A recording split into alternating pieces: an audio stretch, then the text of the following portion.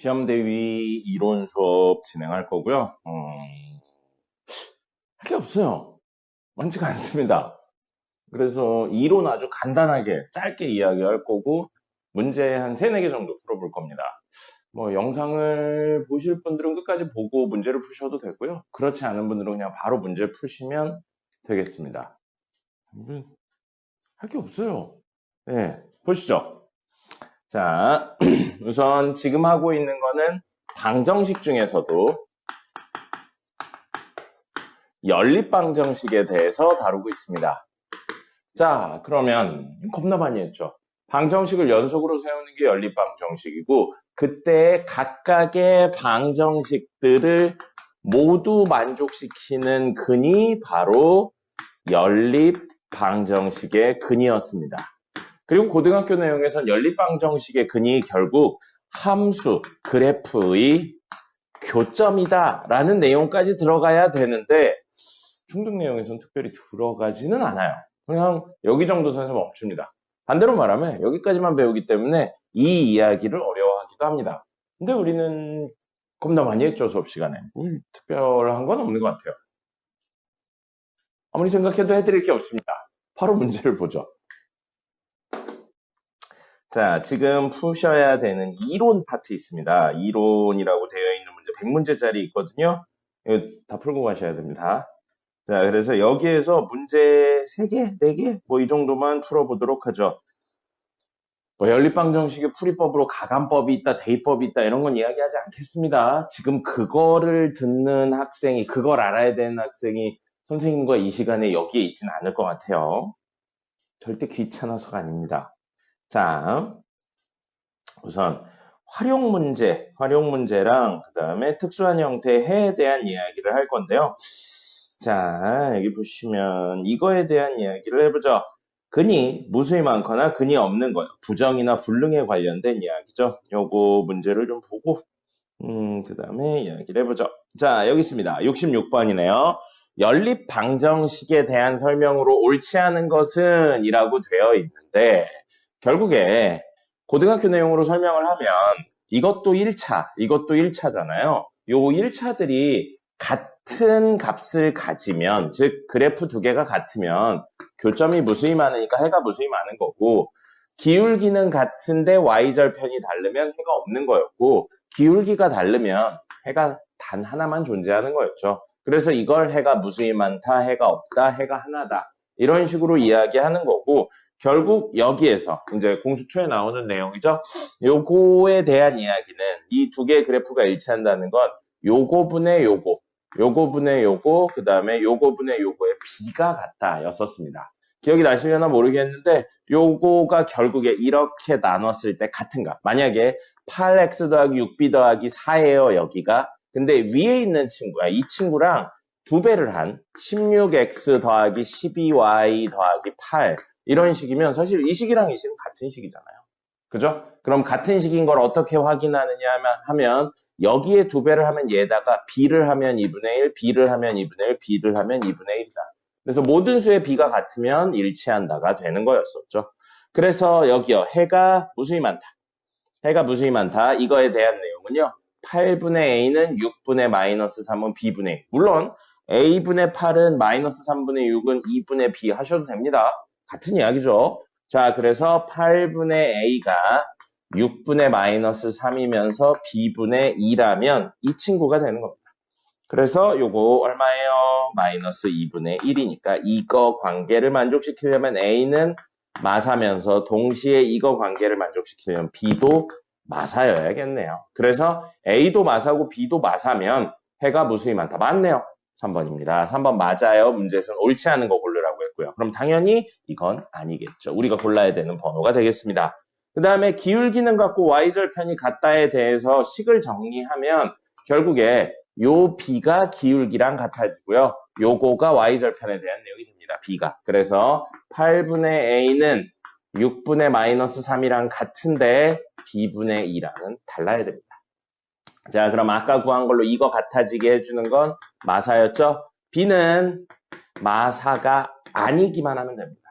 그죠? 자, 그러면 a는 마사고 해가 없다. 해가 없다에 대한 내용. A가 마사고 B는 마일. 마사가 아니죠? 그러니까 해가 없다. 맞습니다.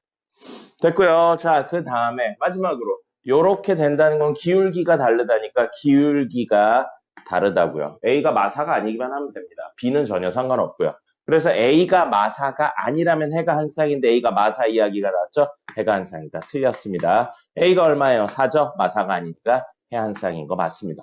자, 옳지 않은 것을 고르세요 했으니까 답은 2번하고 5번이 되겠습니다.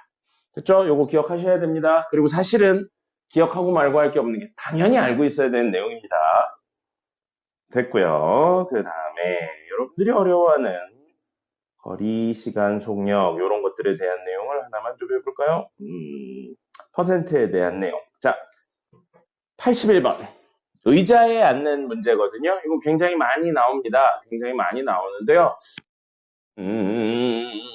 볼까요? 이게 원래 부등식에서 조금 더 많이 나오죠. 부등식에서 조금 더 많이 나오는 내용인데 어쨌든 해보겠습니다. 음악실에서 학생들이 한 의자에 5명씩 앉으면 5명이 남고 6명이 앉으면 의자가 한 개 남는다. 그리고 마지막 한 의자엔 5명이 앉아. 보통 여기까지 나오면 부등식 문제가 되는데 지금은 연립 방정식 문제라서 모두 식을 세울 수 있게 되고요. 요 의자에 앉는 문제의 핵심은 문제에서 뭘 물어보든지 의자의 개수를 미지수 x로 놓고 문제를 푸는 겁니다. 사람 수를 미지수로 놓고 문제를 풀면 이거 너무 빡세요. 너무 빡세니까 자, 요렇게 이야기를 무조건 합니다. 그렇다면 한 의자에 5명씩 앉았대요. 그럼 5명이 남는데요. 의자 몇 개 있는 거예요? X개 있습니다. 하나, 둘, 셋, 넷 해서 이렇게 해서 X개의 의자가 있는 거예요. 자, 그랬는데 하나에 5명씩 앉았으니까 하나, 둘, 셋, 넷, 5. 꽉 찼죠? 마지막까지 꽉 찼으니까 의자에 앉아있는 사람 5X명에 밖에 5명 앉아있대요. 5명이 못 앉고 서 있대죠. 5. 이게 뭐가 되냐면 총 인원이 되는 겁니다. 총 인원이 되는 거고요. 두 번째 이야기.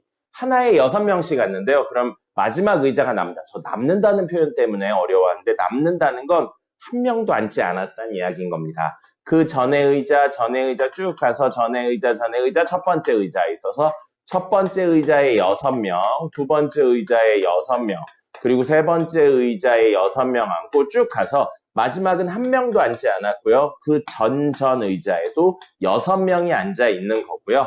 그 다음에 마지막 한 개가 남고 마지막 한 의자 이걸 말하는 겁니다. 마지막 한 의자는 5명 앉는다. 하나, 둘, 셋, 넷, 5 이렇게 앉는 겁니다. 그러면 자 개수가 여기서부터 여기까지가 x개예요. 그럼 이만큼은 몇 개냐면 x에서 하나 빠졌으니까 x-1개가 되고요. 그럼 이만큼은요 2개가 빠졌으니까 의자의 개수는 x-2개가 됩니다. 그럼 x-2개는 꽉 차 있죠. 그래서 x-2개는 6명씩 앉은 게 꽉 차 있고요. 거기에 밖에 마지막 한 의자 요거 5명을 더하면 이게 뭐가 된다고요? 총인원이 된다고요. 근데 총인원은 변함이 없죠. 둘이 같아야 됩니다. 이거 정리하시면 이야기 구하실 수 있을 거고요. 여기 문제에서 첫 번째 뭐라고요? 의자의 개수를 x로 놔야 돼요. 근데 그렇기 때문에 이거 제일 많이 틀려오는 것 중에 하나가 그겁니다. x가 의자의 개수인데 문제에서 여기는 의자의 개수를 친절히 물어봤어요. 학생 수를 물어봤는데 의자의 개수를 쓰는 학생들이 굉장히 많습니다. 의자의 개수와 학생 수는 다른 개념이라는 거 얘기하면서도 너무 당연해서 할 말이 없네요. 그런 거니까 그렇게 하시면 되겠습니다. 됐죠? 잠시만요. 자, 다음은 88번입니다. 가람이가 집에서 10km 떨어진 예은이네 집까지 가는데 자전거를 타고 시속 12로 달리다가 도중에 자전거가 고장나서 4km로 걸었더니 2시간이 걸렸다. 표 그려서 푸세요. 뭐 대충 식 세워가지고 푸시는 분들이 있는데 말도 안 되는 짓들을 합니까? 표 그려서 푸세요. 표 그려서. 기본적으로 암기하셔야 되는 건 거리, 속력, 시간에 대한 내용을 이렇게 기억을 하셔야 돼요. 그래서 거리는 속력 곱하기 시간, 시간은 속력분의 거리, 속력은 시간분의 거리. 이걸 외운 상태에서 속력, 거리, 시간 이렇게 있고요. 속력은 특수한 경우 아니면 뭐 배 타고 가는 거 아니면 덧셈 뺄셈 불가능하고요. 거리랑 시간 덧셈 뺄셈 가능합니다. 자, 이거 표 그리라는 게 이렇게 해서 채워 넣는 구조로 가는 거고요. 미지수 3개, 거리, 시간, 속력 중에서 미지수가 아니고 빈칸 3개 중에서 2칸이 차면 남은 하나는 이걸 통해서 이야기를 할 수 있다. 이게 기본적인 접근입니다. 표 꼭 그리세요. 뭐 이상하게 대충 식 써놓고 안 나와요. 그딴 소리 하면 진짜 귓방맹이 맞습니다. 자, 가람이가 집에서 10km 떨어진 예은이네 집까지 가는데 그러면 여기서부터 10km라는 거죠. 근데 자전거를 타고 시속 12km로 달리다. 그럼 여기 나왔네요. 12km/h. 자전거로 가고 있는 겁니다.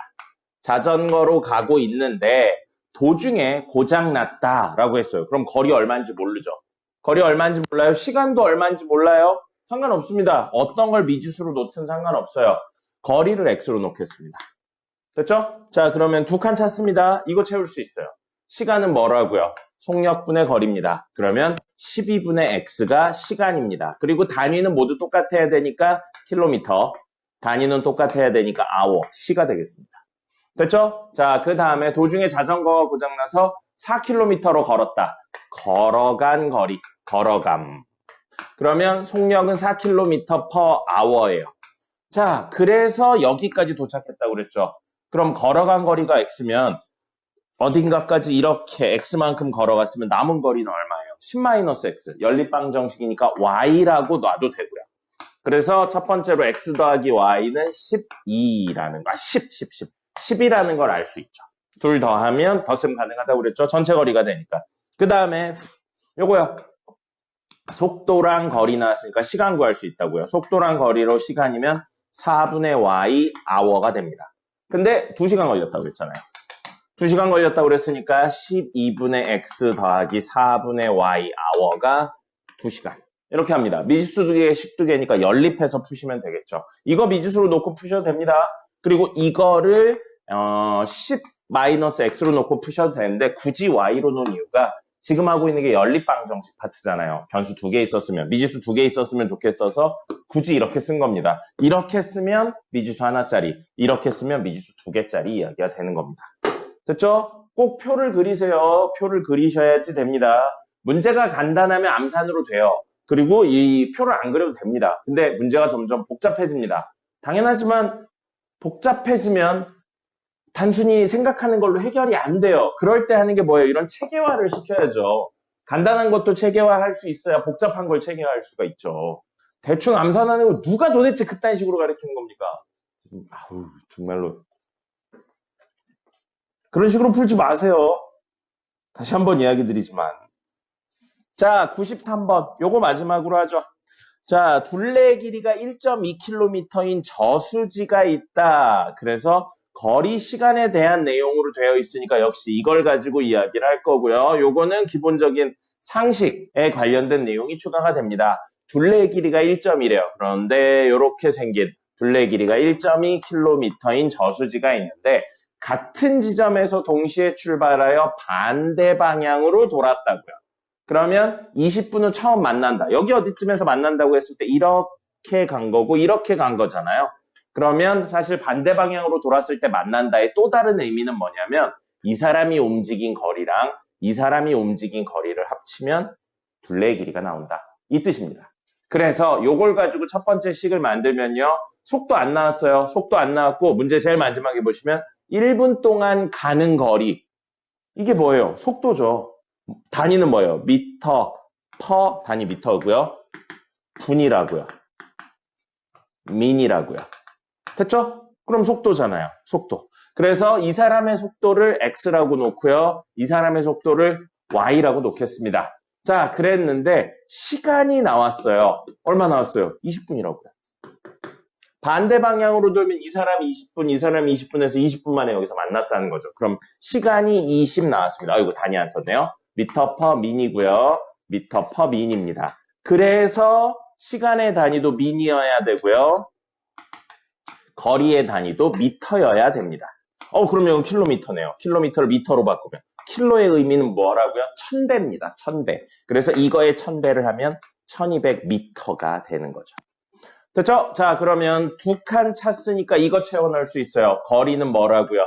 시간 곱하기 속력입니다. 시간하고 속력을 곱한 20x가 움직인 거리고요. 요것도 20분 움직인 거잖아요. 20y가 뭐가 되는 거예요? 거리가 됩니다. 그럼 첫 번째 이야기로 20x 더하기 20y가 한 바퀴인 1200m가 나옵니다. 미지수가 두 개인데 식이 하나밖에 없죠? 더 있어야겠네요. 자, 식 하나 더 있어야 되고 이번엔 같은 방향으로 돌았대요. 같은 방향으로 돌면 1시간 후에 따라잡는다라고 되어 있어요. 그럼 같은 방향으로 돈 걸 이야기를 해보면 이런 느낌인 거죠. 노란 친구가 빠른 친구라고 생각을 할게요. 여기서 출발할 겁니다. 빠른 친구예요. 얘가 빨라요. 그러면 이렇게 빠르게 가니까 야 너무 느리다. 이런 식으로 돌고 있는 거예요. 이런 식으로 돌고 있다가 천천히 가고 있죠. 이런 식으로 돌고 있다가 만났어요. 이때 만났다고요. 그럼 보세요. 노란 친구는 한 바퀴 돌고 요만큼 더 갔죠. 근데 흰 친구, 느린 친구는 요만큼만 더 갔죠. 둘의 차이가 한 바퀴가 난다는 겁니다. 됐습니까? 그래서 이번엔 거리의 차가 한 바퀴라는 거예요. 누가 빠른지 모릅니다. 누가 빠른지 몰라요. 그래서 거리의 차가 한 바퀴 나는데 여기 나왔네요. 누가 빠른지가 설명이 돼 있어요. A가 B를 따라잡으면 돼요. A가 더 빠르다는 이야기죠. A가 더 빠르다는 이야기니까 속력 자체는 A가 더 빠르다고 생각을 할 겁니다. 자, 그럼 이번에도 움직인 시간은 같아요. 움직인 시간 얼마라고 나왔어요? 문제에서 1시간이라고 되어 있어요. 근데 우리 단위 뭡니까? 분하고 미터잖아요. 그래서 60분으로 바꾸고요.